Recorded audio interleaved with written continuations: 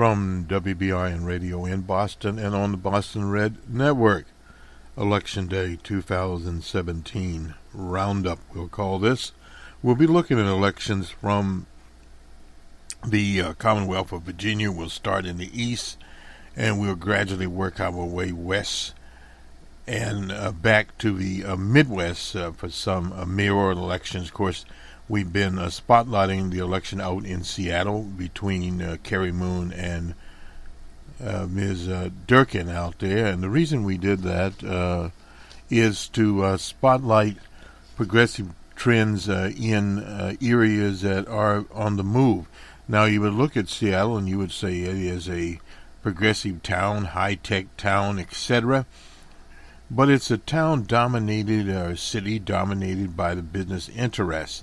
That would be the Microsofts now, the Amazons of the world, etc. They're tech workers, throwing an imbalance into the housing market,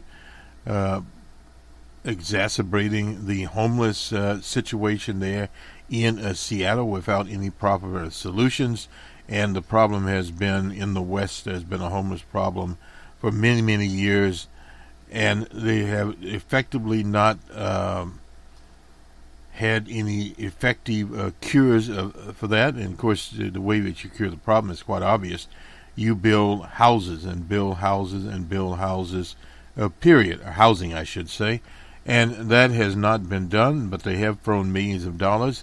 But a lot of these dollars they've thrown into NGOs and various other things that are not as productive. What the homeless population needs is not more social work or social work programs. They need action. So if you can come up with a scheme to build thousands of units of affordable housing, and that comes to a question of where you will build it. But if you build it, they will come. And if you provide, you can provide medical services and whatever else along with it. There's not a problem there. That can be done once the sites are there. And the sites, if properly done, would be sanitary. You would get away from some of the encampments that they have now, and the sweeps and various other draconian issues. Let's go to the Richmond Times-Dispatch. We'll start there. Polling has already started in the Commonwealth of Virginia. Let me just make the rundown here. The governor's race is a big one, spotlighted by some call it a make or break for the Democratic Party. We don't agree with that. But nonetheless, on the 31st of January, they will inaugurate their 73rd governor there in the Commonwealth. They will also elect 100 members of the House of Delegates. There are 67. There are contests with 67 seats, and 33 are not contested. That's according to Access Virginia. Republicans hope to end a Democrat winning streak in statewide races. No Republican has been elected to a statewide office since McDonald, otherwise known as Bob McDonald, led a sweep in 2009. Of course, he ended up at the federal courthouse. Democrats hope to cut into Republican majorities in the House of Delegates. Republicans now hold 66 seats to 33 for the Democrats. Local contests include a key matchup in Henrico County. I have no idea where that is. Board of Supervisors, some Republican named Bob Whitty Jr., Planning Commissioner, faces a Democrat there named Lynch, owner of a leadership development consulting firm, and longtime supervisor Dick Grover. Anyway, nonetheless, the polling opened there at 6 o'clock and will close at 7 o'clock Eastern Time. Anyone that's in line will be allowed to vote. It is now 7:44 a.m. in the east. So that is the information, I guess you'd call it, an overview of what is actually going on. Let's go to Nathan here. He is Northam, said he will ban sanctuary cities if one ever appears in Virginia. He is running against a party hack Les Gillespie, Ed Gillespie. Anyway, he said this on Wednesday. Had signed a bill to ban that. Well, that's in line with the Trump national curriculum, so to speak, because he's a sitting lieutenant governor and insists he opposes sanctuary cities while accusing Gillespie of fabricating the issue for political advantage. Well, no doubt, but at the same time, this is political opportunism, and this is one of the things that trouble progressives about this guy Northam. Now, there was an interview with Norfolk TV station WAVY. He said for the first time that under certain circumstances he would sign a bill similar to the one he voted against this year, a vote that a wave of ominous it spun a wave of ominous ads from the Gillespie campaign linking Northam to the Latino gang MS-13.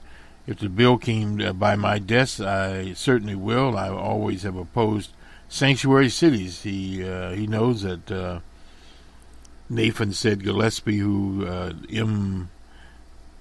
MS-13 theme ads have been blasted by critics as racially, no doubt, tinged. Nathan elaborated on Wednesday night interview with the Richmond Times-Dispatch, saying he stands by his vote against a bill that was nothing more than a political game meant to promote fear-mongering. Well, a lot of fear-mongering here. I don't go to Richmond to play games. That's what Northam said during the debate last month in Southwest Virginia. Gillespie asked Nathan if he would sign legislation to ban sanctuary cities that won't appear in the future. Nathan reiterated his opposition to sanctuary cities. So this is the same old scheme. During the legislative session in February, Republicans maneuvered Nathan into position of having to cast a tie-breaking vote on sanctuary city ban that was ultimately vetoed by the governor, Terry McAuliffe. The Senate leader, Thomas Norman Jr., orchestrated the move by initiating votes with Democrats to create a 2020 the required Nathan's vote. Norman then changed his vote so the bill could pass. The Gillespie campaign sent out a news release almost immediately at the early stage of the immigrant theme. One of the things that they have emphasized there, Nathan said if he wins the election and Republicans send him the same bill to preempt, maybe ban sanctuary cities that don't exist, he would veto it as McAuliffe did. The Gillespie campaign seized on the comments in a TV interview saying Northam has promised to sign the legislation like the very bill he bragged about voting against.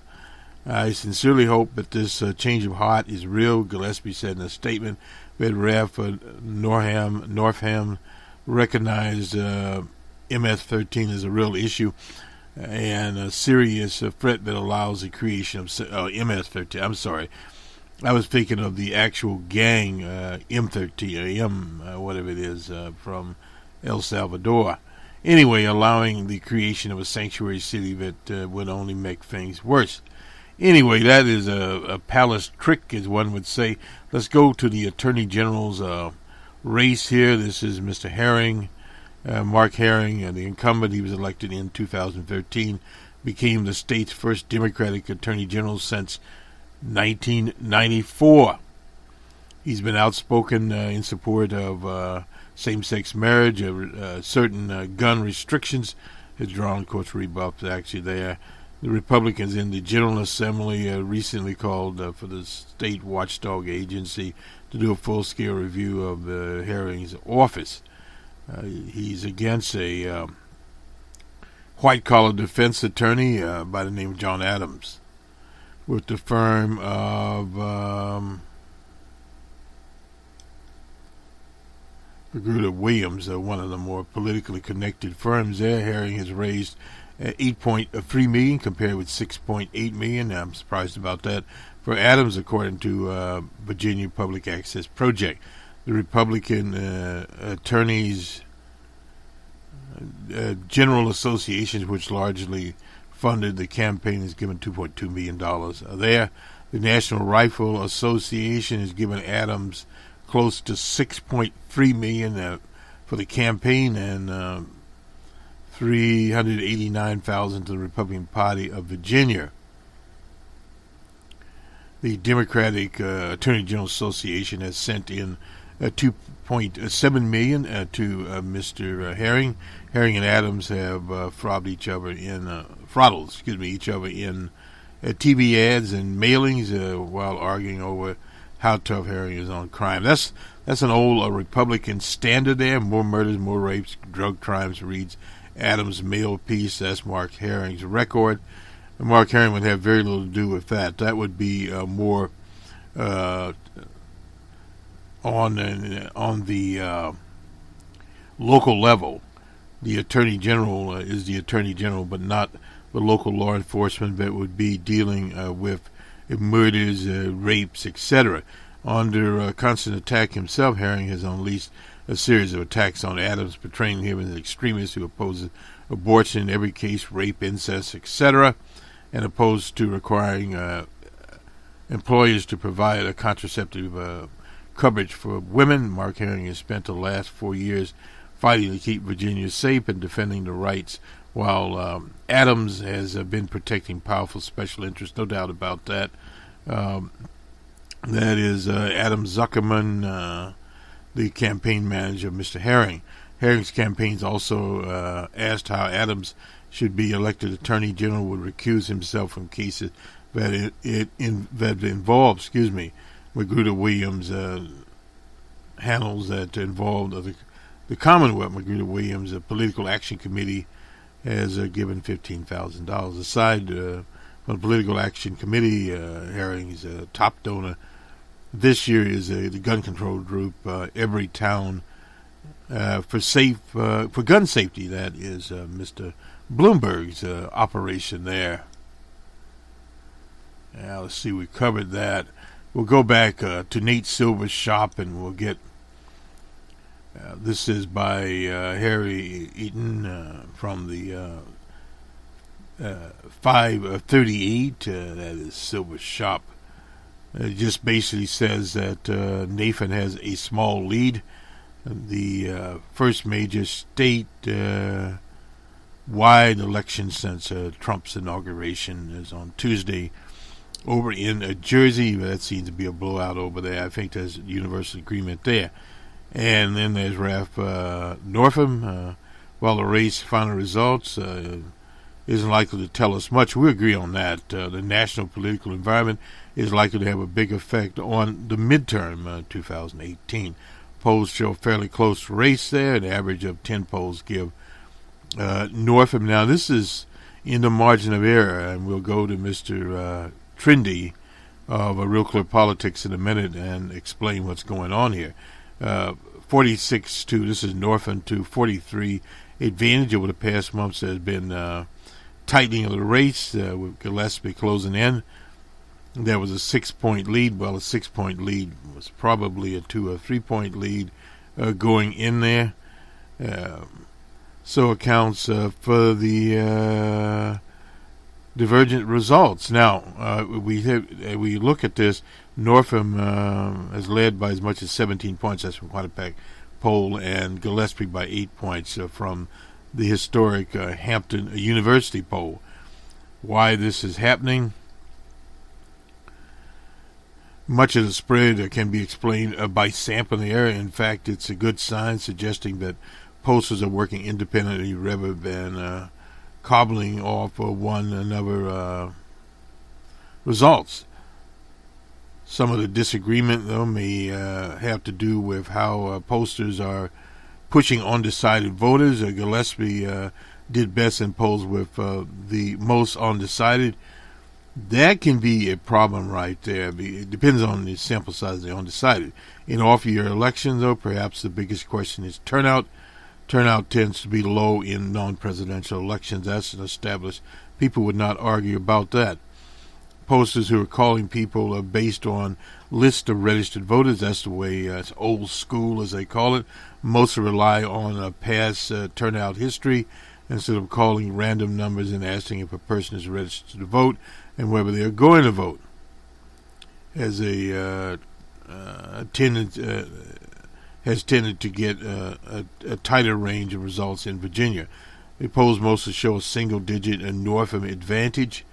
Northam advantage. The two biggest outliers, we talked about that, Quinnipiac and the historic African American University, Hampton, did not use the list. This might be why Hampton showed Gillespie well ahead with 8-point advantage there. Whatever the results end up being, as we shouldn't read too much into what it means outside of who gets control of the governor's chair in Virginia. Since 1993, Virginia governor's elections have done a bad job of predicting the results. Democrats won the governorship back in 2001, 2013, even though the party lost seats in the House election. So again, this is one of the things. If Gillespie wins, Republicans will copy the playbook for 2018. Gillespie's from his poster, Glenn Ohm believes Republicans will run on issues such as sanctuary cities. If Gillespie wins, that's something Trump, and you have to watch that very, very carefully. Trump has been pushing this sanctuary city operation and tying it into a federal support for law enforcement, which is a false issue within itself. One has to understand that in many, many communities, probably 75 or 80% of the communities, there is not even an issue of sanctuary cities. And that is due to a low population of people that are actually not documented or undocumented, or whatever you want to call it. But in cities, particularly in the West, in California, those areas, and even around the Washington, D.C. area, where you have larger immigrant communities, that could come in to play. But as Northam said, at present there is not a sanctuary city in the Commonwealth of Virginia. So get that straight. Back to Ohm here. Still thinks Republicans will use the campaign guidebook, even if Gillespie comes up a little bit short, because Virginia has a different demographic than the rest of the country. Specifically, the state is more educated as a whole, and therefore Ohm agrees that a small Gillespie loss on a cultural conservative message that polls show may play poorly with well-educated people. Don't have time for that. On the other hand, Republicans might be hesitant to embrace more racially or racist parts of Trump's message if Northam wins easily. They'll view Northam's victory as a sign that Trump's triumph was one of you need him as a messenger. Either way, Republicans might connect Gillespie's defeat with Trump's low approval rating. That hasn't been talked about very much this campaign, because what you have in this campaign is the Robert E. Lee effect. Now, here in this analysis, Mr. Eaton points looking to Virginia to understand whether the party is a turnout African-American voters now, the followers of O.J. Simpson. That declined in 2016. The monster won the state, but at the same time, followers of O.J. Simpson had a low turnout, and a relatively low turnout, of course, in off-year elections. If Northam loses, it'll spark a conversation that the party at large, and Northam specifically, didn't do enough to energize African-American turnout. No doubt he hasn't. We were looking at some of the people at his rallies. And again, that is one of the issues there, and that issue will be debated closely. In 2018 is still a long ways away. Talking about Tuesday night to help you follow the returns, I've created a throwdown table of 100 33 Virginia counties and independent nations. We'll have coverage, incidentally, later tonight on this, and we'll finish this up. What makes the 2017 governor's election difficult to call based upon returns from just a few counties or independent cities, and it's not clear what previous elections provided the best baseline. Now, in most elections, you would be able to do this. Let me go here to Mr. Is in with the margin of error. This is Sam Trindy. When people ask me what went wrong with the poll, what went wrong with polls in 2016, I have three responses to Mr. Trindy speaking at Real Clear Politics. First and most importantly, the polls weren't unusually wrong. In fact, they were accurate as they were in 2012, when polls routinely were celebrated as the best tools predicting elections.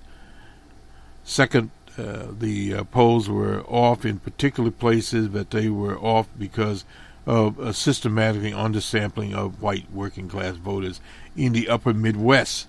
The third is related to the second. Pollsters have to make choices about what elections look like and which bias results in a way that polling averages simply cannot account for. What I mean is this: when you see a poll reported that has a margin of error plus or minus 3%, it's not 3.5%. Precise meaning of this error margin is a bit difficult to explain, but you usually think of it as we can be pretty confident that the actual value of a candidate's vote share is within 3 points of what is being reported, plus or minus. The error margin is dependent upon sample size. The sample size increases, error margin shrinks.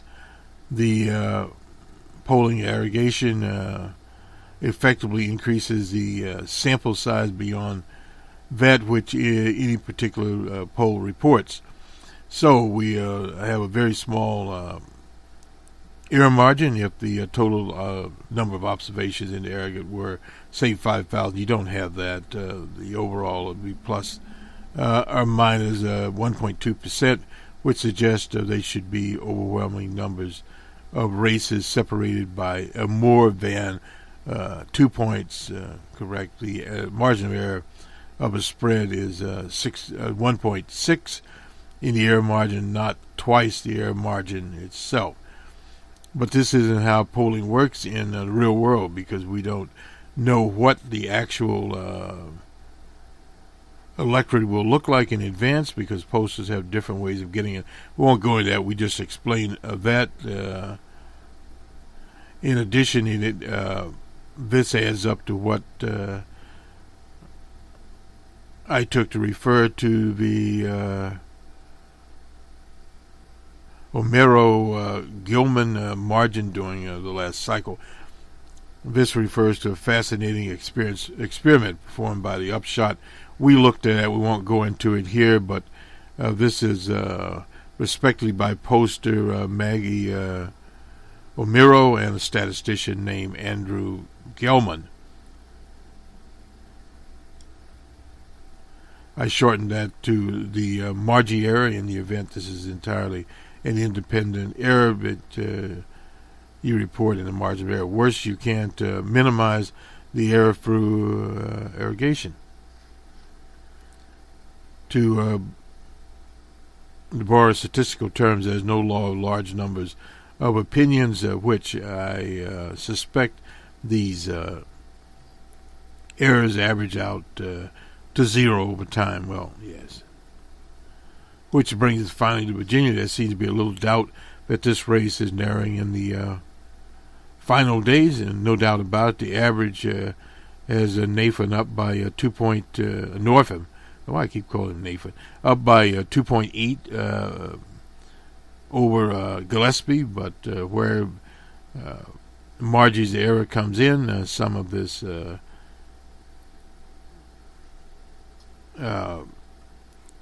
variability we see isn't due to sampling error. It's due to pollster assumptions about what the electorate will look like. Now, put differently, Quantipac doesn't consistently find double-digit Northam leads due to random choice. It is because of how the pollster views the election. We can't really put odds on Quinnipiac being right. We can calculate the probabilities for sampling error. It is either will be right or it'll be wrong. No doubt about that. And which is a roundabout way of saying Northam has a lead without any clear knowledge about what the election will look like on Tuesday. Now that is the problem, but keep in mind that this is well within Margie's margin, and postal choices are probably the difference between express results and narrow Gillespie win, or a surprise comfortably Nathan win. So this is what Virginia is all about. We won't spend a lot of time on the race in Seattle between Jenny Durkin and Carrie Moon. Carrie Moon is the progressive candidate there. Durkin, a former attorney general type, was appointed by Barack Obama, and she has the money, the allegiance, etc., of the Washington establishment of Democrats in Washington State, and in particular the business interests in Seattle. She won 613 of 981 voting precincts in the primary runoff, but she only got around 29% of the vote. They expect a 50% turnout, which would be good. These are mail-out ballots, incidentally, in Seattle. You need 115,000 to win. In the primary she received, this is Durkin, 51,000 basically voters there. So they are working on West Seattle and West and South Seattle, 2 areas there. Durkin is looking at older people who would respect the situation that she was appointed Attorney General, which has nothing to do with it. But again, illusions are out there. She was the first openly gay Attorney General. Might not be liberal enough for Seattle. Well, no doubt about that. She's not. But again, Carrie Moon is way behind in funding, and she even got Gabby Giffords of Arizona to endorse her. An unfortunate thing for Gabby. Gabby should have known better. So this is where the race stands. It'll be very interesting later tonight when we look at this race. And again, they are mail-in ballots. Will it be finished tonight? We don't know. It depends on the final margins of there. And finally, we'll go to the Midwest. There are contests very, very similar out in the upper Midwest state of Minnesota. And if we can find an article here somewhere, that they have the rank choice system, and the rank choice system is a different system there. And an article we found here, the municipal elections, the third time in case of Minneapolis. Voters will choose from 3 different candidates for the mayor, the city council, etc. And it appears it's going to be a close race. So ranked choice voting will have an influence, according to Larry Jacobs, director of the University of Minnesota's Center for the Study of Politics and Government. Ranked choice voting typically only impacts contentious elections, according to him. And he cites a race in 2009 that was won by the mayor for 73.6%, the first ranked choice election. We oppose ranked choice. Jesse Jackson has spoke out on the racist nature of it. The current mayor, Bessie Hodges, won 49% of the final vote in 2013 after all were tallied.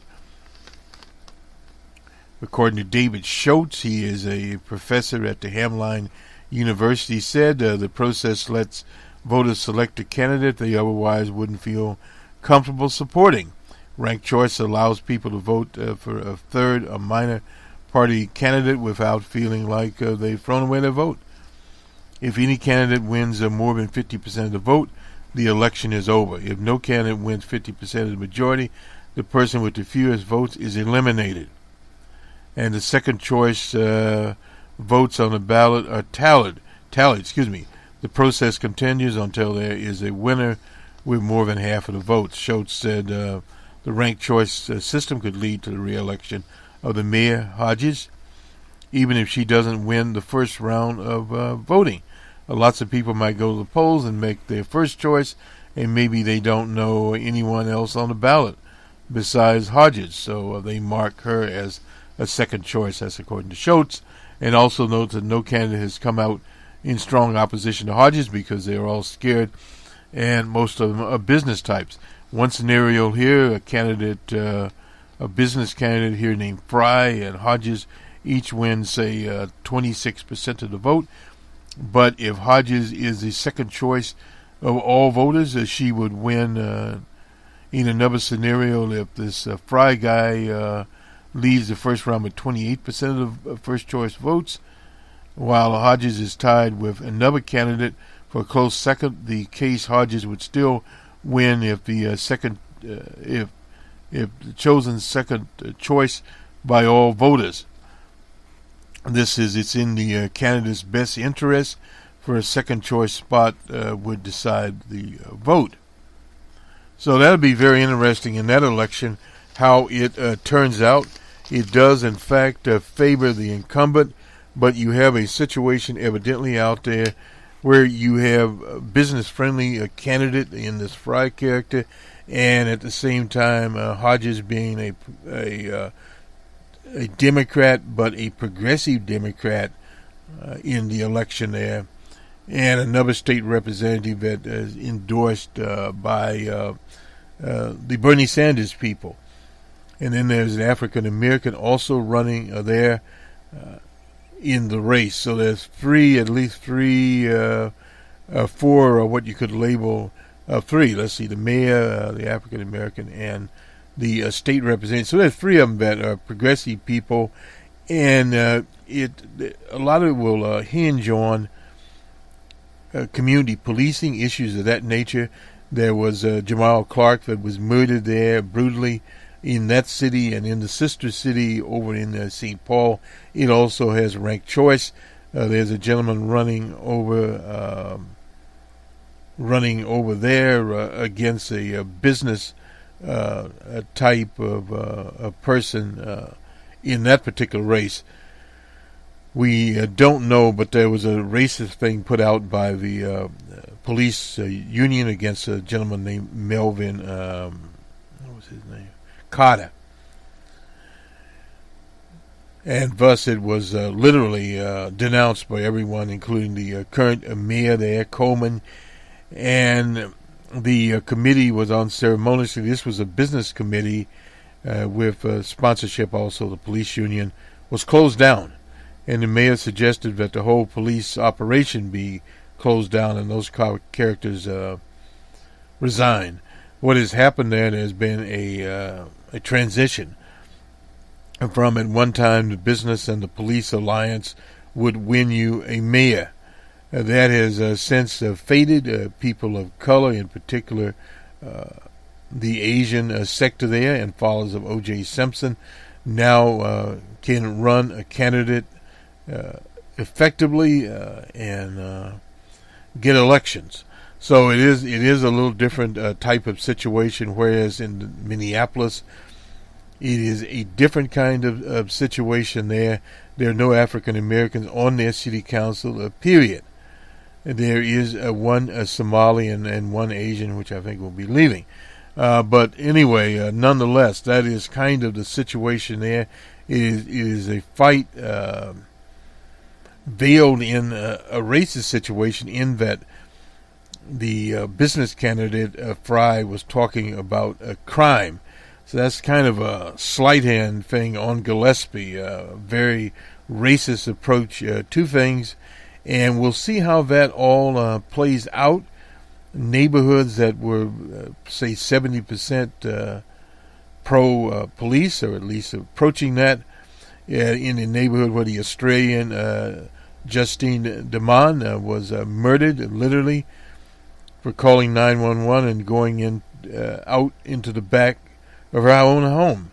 And that has changed the mind of a lot of people there, so they will see which direction they go in. And do they make the connection between the business community and the problems with policing, or do they just say, well, we'll get a different mayor in here and try to change things? But in municipal elections, depending on if you have a strong mayor system, example of that is in Chicago, and mayor systems that are not as strong there, the current mayor did fire the police chief, which I guess one would say was progress. Wouldn't have to guess about that. But at the same time, is there just window dressing? So thus we could parallel those two cities between Seattle and Minneapolis, in that, as Nikita Oliver, the People's Party head in Seattle, said, that it goes to direct action. There's only a limit to what you can do at the ballot box. There's no doubt about that. And we have to look towards alternative solutions, as what happened in the Twin Cities, marching and more marching behind the death of Mr. Clark and the death of Philando Castile and of Justine DeMond. And that really cemented things, because what it did was it put a European face on police brutality and brought communities literally together to fight against that. So you're seeing that going on in cities that have a quote-unquote liberal situation, whereas in Seattle it's a different situation there. It's about housing and affordability of the city. When you have 50% of the people that make under $100,000, and then you have a large percentage that make under I don't have my statistics up here now, but make under $50,000 in a city that the median price of a home is roughly $180,000. So you're seeing what's happening here. You've got a false economy. You've got the tech workers, sort of like what happened is happening in Oakland. Professor Reed there was talking about that. The gentrification that happened under Jerry Brown is now the California governor. He used to be mayor there. So you get those charges everywhere. You from Oakland to Atlanta, that race will come up here. That the cities have figured it's better for them to gentrify, because if they gentrify, they have a better tax base. Period. That's what it's all about. In Boston, in the 80s, we did that. Gentrification started and got on steroids. And that has happened in every city to bring in the base. So the big argument, do you gentrify the city, or do you bring in more jobs for people? In other words, manufacturing jobs, high-tech jobs, etc., but high-tech jobs that have a livable wage in it, at the same time have a sustainable ecosystem or environment around them. This is a Boston Red on the 7th of October 2017, the Election Roundup. And we'll be back tonight and cap all of this off as the polls close in Virginia, and we'll make our way gradually west. I don't know if we'll have a result out west or not, but we'll see. Good day.